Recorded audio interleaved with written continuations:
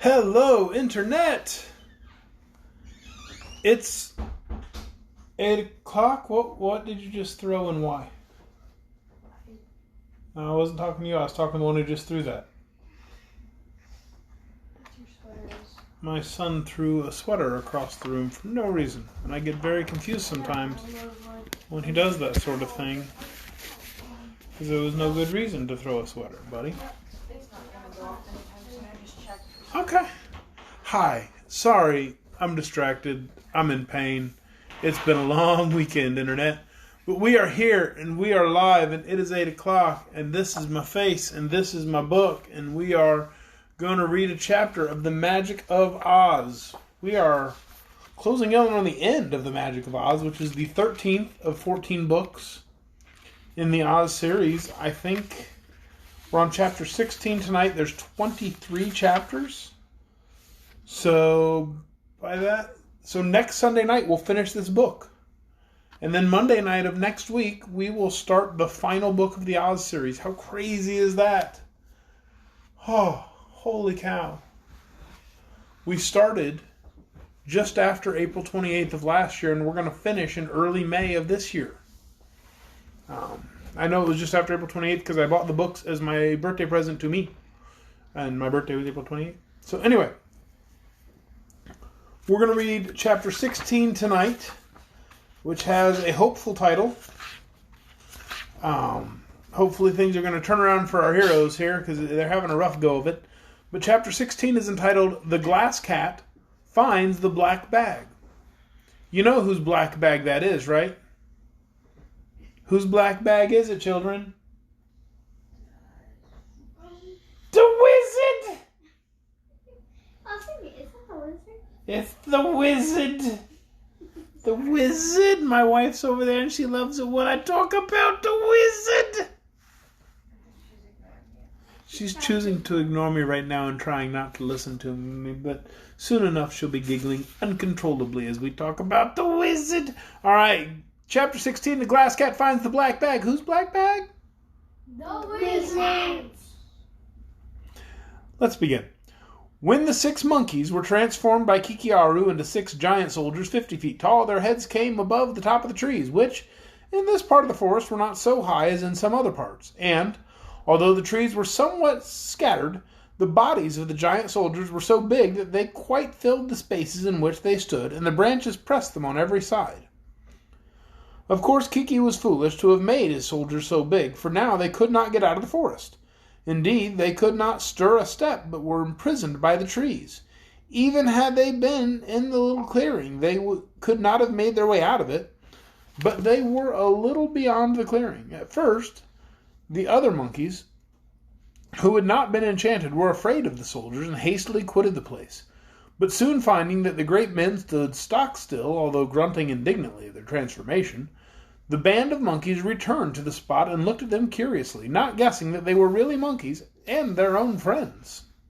The soldiers couldn't see them, their heads being above the trees. They could not even raise their arms or draw their sharp swords, so closely were they held by the leafy branches.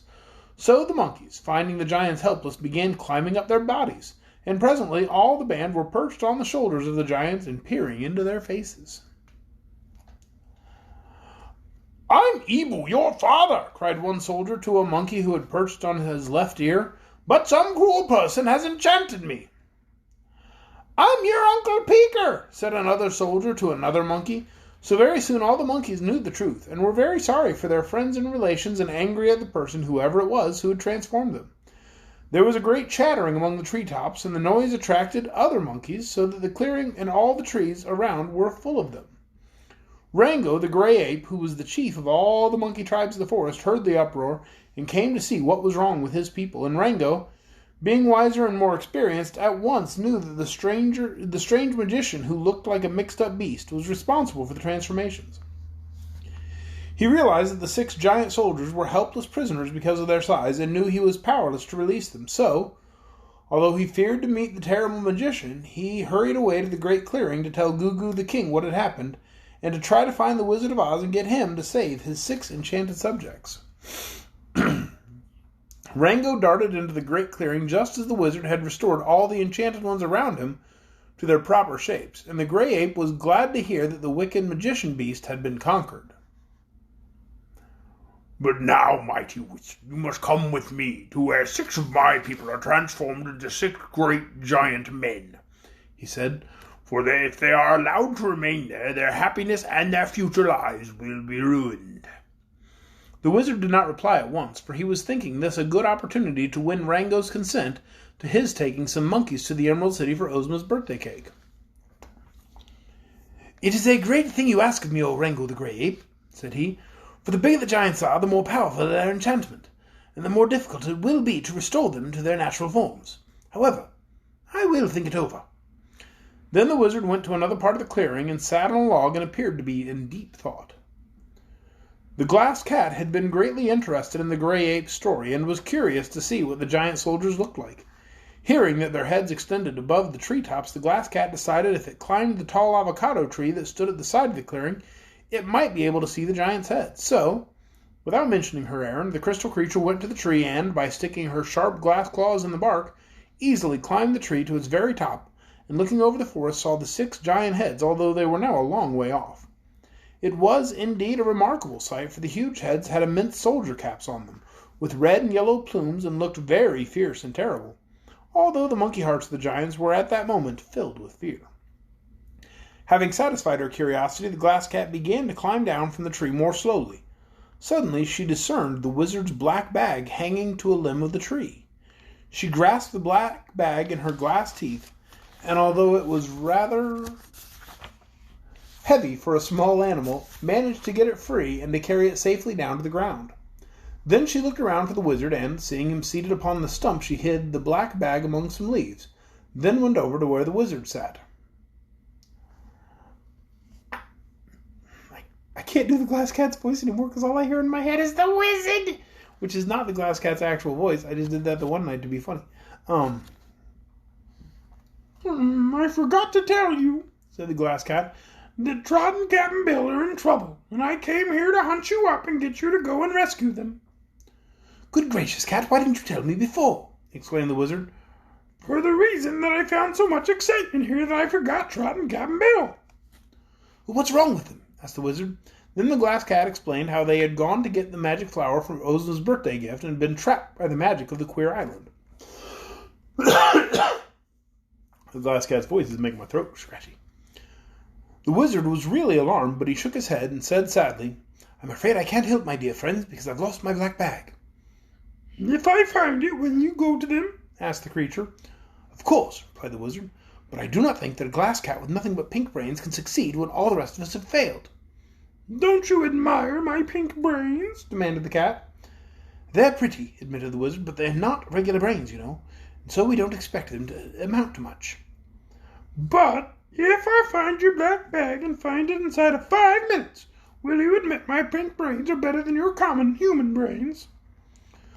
"Well, I'll admit they're better hunters," said the wizard reluctantly. "But you can't do it. We've searched everywhere, and the black bag isn't to be found." "Shows how much you know," retorted the glass cat scornfully. "Watch my brains a minute. You'll see 'em work." The wizard watched, for he was anxious to regain his black bag, and the pink brains really did whirl around in a remarkable manner. "Now, come with me," commanded the glass cat, and led the wizard straight to the spot where it had covered the bag with leaves. "According to my brains," said the creature, "your black bag ought to be here." Then it scratched at the leaves and uncovered the bag, which the wizard promptly seized with a cry of delight. Now that he had regained his magic tools, he felt confident he could rescue Trot and Cap'n Bill. Rango the Gray Ape was getting impatient. He now approached the wizard and said, "Well, what do you intend to do about the poor enchanted monkeys?" I just dropped the book. Just dropped the book while I'm reading to you. Then y'all got a real close-up of my beard when I went to reach down and get the book. It's just a whole lot of mess. All right, here we are. "I'll make a bargain with you, Rango," replied the little man. "If you will let me take a dozen of your monkeys to the Emerald City and keep them until after Ozma's birthday, I'll break the enchantment of the 6 giant soldiers and return them to their natural forms." But the Gray Ape shook his head. "I won't do it," he declared. "The monkeys would be very lonesome and unhappy in the Emerald City, and your people would tease them and throw stones at them, which would cause them to fight and bite. The people won't see them till Ozma's birthday, promised the wizard. I'll make them very small, about 4 inches high, and I'll keep them in a pretty cage in my own room, where they will be safe from harm. I'll feed them the nicest kind of food, train them to do some clever tricks, and on Ozma's birthday I'll hide the 12 monkeys inside a cake. When Ozma cuts the cake, the monkeys will jump out onto the table and do their tricks. The next day I will bring them back to the forest and make them big as ever, and they'll have some exciting stories to tell their friends. What do you say, Rango? I say no, answered the gray ape. I won't have my monkeys enchanted, made to do tricks for the Oz people. Very well, said the wizard calmly. Then I'll go. Come, Dorothy, he called to the little girl. Let's start on our journey. Aren't you going to save the 6 monkeys who are giant soldiers? Asked Rango anxiously. Why should I? Returned the wizard. If you will not do me a favor, you cannot expect me to do a favor for you. Wait a minute, said the gray ape. I've changed my mind. If you will treat the 12 monkeys nicely and bring them safely back to the forest, I'll let you take them. Thank you, replied the wizard cheerfully. We'll go at once and save those giant soldiers. So all the party left the clearing and proceeded to the place where the giants still stood among the trees. Hundreds of monkeys, apes, baboons, and orangutans had gathered round, and their wild chatter could be heard a mile away. But the gray ape soon hushed the babble of sounds, and the wizard lost no time in breaking the enchantments. First one and then another giant soldier disappeared and became an ordinary monkey again, and the 6 were shortly returned to their friends in their proper forms. This action made the wizard very popular with the great army of monkeys. When the gray ape announced that the wizard wanted to borrow 12 monkeys to take to the Emerald City for a couple of weeks, and asked for volunteers, nearly 100 offered to go. So great was their confidence in the little man who had saved their comrades. The wizard selected a dozen that seemed intelligent and good-tempered, and then he opened his black bag and took out a queerly shaped dish that was silver on the outside and gold on the inside.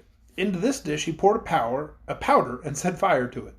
It made a thick smoke that quite enveloped the 12 monkeys, as well as the form of the wizard, but when the smoke cleared away, the dish had been changed into a golden cage with silver bars, and the 12 monkeys had become about 3 inches high, and were all seated comfortably inside the cage.